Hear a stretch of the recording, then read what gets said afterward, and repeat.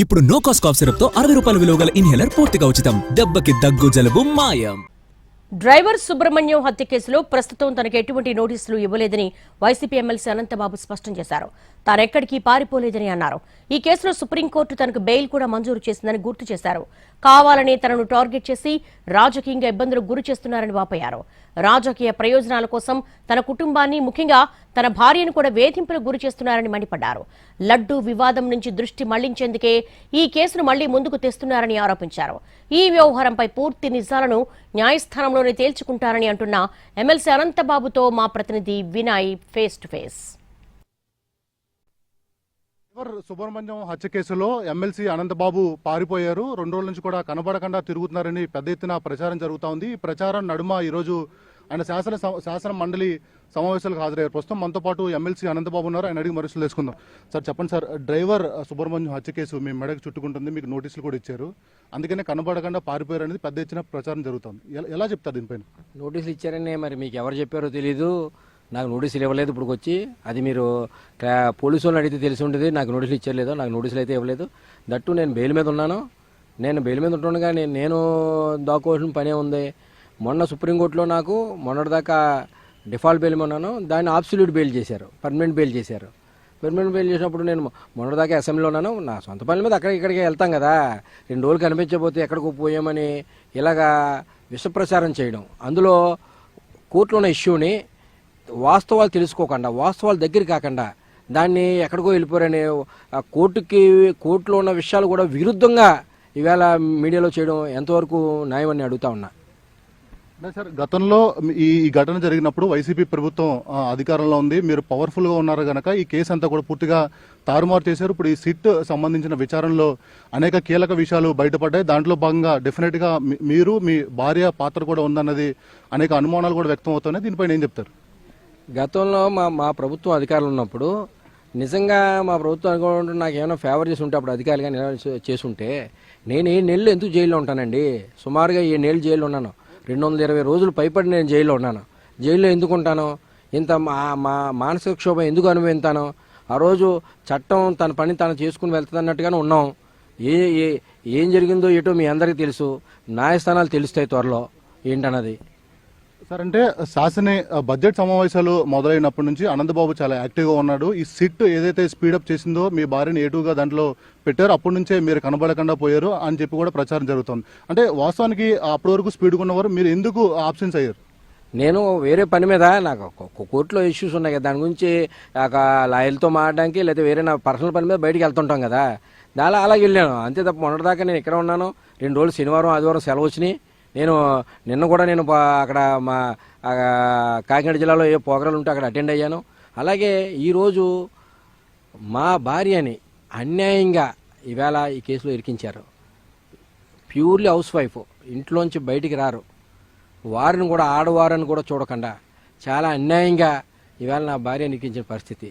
కేవలం ఎందుకంటే వైఎస్ఆర్ కాంగ్రెస్ పార్టీ నాయకులు ఎవరైతే యాక్టివ్గా ఉన్నారో వాళ్ళని మానసికంగా వాళ్ళని దెబ్బతీయాలి, వాళ్ళ కుటుంబాలందరినీ కూడా వాళ్ళని ఇబ్బంది పెట్టాలి, ఆ దిశగా వాళ్ళందరినీ పార్టీ పరంగా వాళ్ళు స్లో చేయాలని దిశగా అడుగులు వేస్తూ ఉన్నారు. అలాగే దానిలో భాగంగా డైవర్షన్ పాలిటిక్స్ ఏంటంటే ఏదైనా ఒక రాష్ట్రంలోని ప్రభుత్వం మీద వ్యతిరేకంగా ఏదైనా ఒకటి చక్కెలు కొడతా ఉంటే దాన్ని డైవర్ట్ చేయాలి, ప్రజల మైండ్ డైవర్ట్ చేయాలి, వేరే రకంగా టర్న్ చేయాలి. టర్న్ చేయడానికి ఈవేళ అస్త్రం ఉపయోగించారు.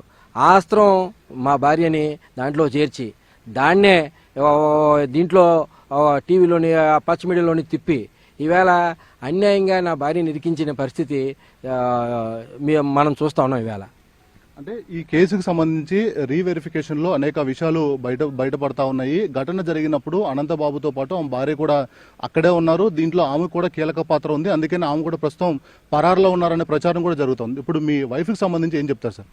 ఆల్రెడీ ఇక్కడ మా భార్య గతంలో ఎప్పుడో 3 నెలల క్రితం నోటీసులు ఇచ్చారండి. దాన్ని ఆల్రెడీ హైకోర్టులో వేసాం. High court already given order. ఏమని ఇచ్చారంటే ఇంకొక నోటీస్ ఇచ్చేదాకా ఎటువంటి స్టెప్స్ తీసుకోవద్దని ఇచ్చారు. It is pending in high court. ఇప్పుడు మా భార్య అని గట్రా రమ్మని కాబట్టి ప్రస్తుతానికి అయితే ఏమీ అనలేదు. మేము మా పనులు మేము తిరుగుతూ ఉన్నాం. రకరకాలుగా ఎవరి కాళ్ళు ఎవరి కాళ్ళు వారి యొక్క పీఆర్పీల గురించి వారి రేటింగ్ గురించి ఏదో ఉన్నట్టు లేనట్టు అంటే కోర్టులోనే వ్యవహారం కదా. కోర్టులోనే వ్యవహారం. ఇప్పుడు నేను చెప్పడం కాదండి, రికార్డ్స్ చెప్తాయి, వాస్తవాలు చెప్తాయి. ఇది ఎవరో దాగేది కాదు. కోర్టులో ఉన్న వాస్తవాలు తెలుసుకుని ఆ దిశగా అడుగులు వేస్తే మంచిది అన్నది నా అభిప్రాయం. సార్, అంటే ఈ కేసుకు సంబంధించి చాలా కీలకంగా వ్యవహరించిన నలుగురు అధికారులు కూడా సస్పెండ్ చేశారు. ఇప్పుడు ఈ అంశం హాట్ టాపిక్ గా మారింది. ఈ నలుగురు అధికారులు సస్పెండ్ సంబంధించి ఏం చెప్తారు? నేను చెప్పాను కదండి, నిజంగా అధికారులు ఫేవర్ చేసి ఉంటే నేనెందుకు ఎన్నేళ్ళు జైల్లో ఉంటాను. ఇప్పుడు ఎందుకంటే ఇదే అండి, స్టెప్ బై స్టెప్ ఇష్యూని జాయిగా టర్న్ చేసి ఈ లడ్డూని ఇష్యూని పక్క డైవర్ట్ చేద్దాం. Diversion politics.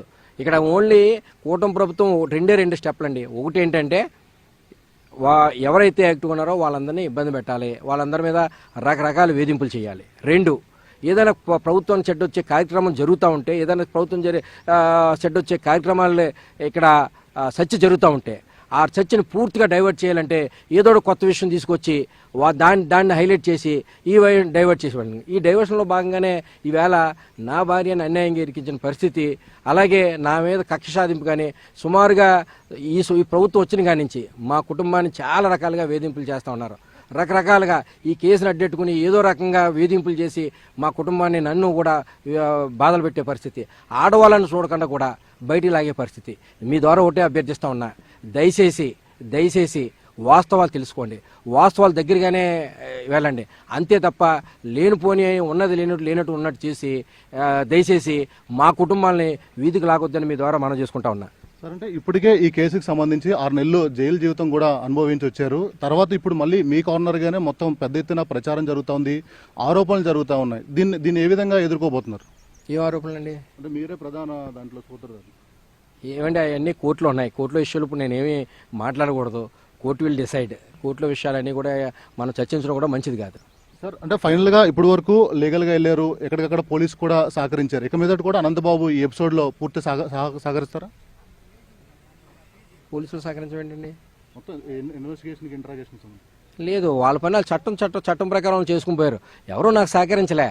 వాళ్ళ చట్టం వాళ్ళ ప్రకారం చేసుకుని పోయారు. నన్ను అరెస్ట్ చేశారు, రిమాండ్ చేశారు. 7 సంవత్సరాలు జైల్లో ఉన్నాను. నేను చట్టం నా లా ప్రకారం నేను కోర్టుని ఆశ్రయించాను. కోర్టు నా యొక్క పరిశీలన నేను వేసుకున్న పిటిషన్ని పరిశీలించి నాకు బెయిల్ శాంక్షన్ చేశారు. డిఫాల్ట్ బెయిల్ ఇచ్చారు. ఇప్పుడు దాకా డిఫాల్ట్ బెయిల్ ఉన్నాను. మొన్నే రీసెంట్గా దాన్ని పర్మనెంట్ బెయిల్ కూడా చేశారు సుప్రీంకోర్టు వారు.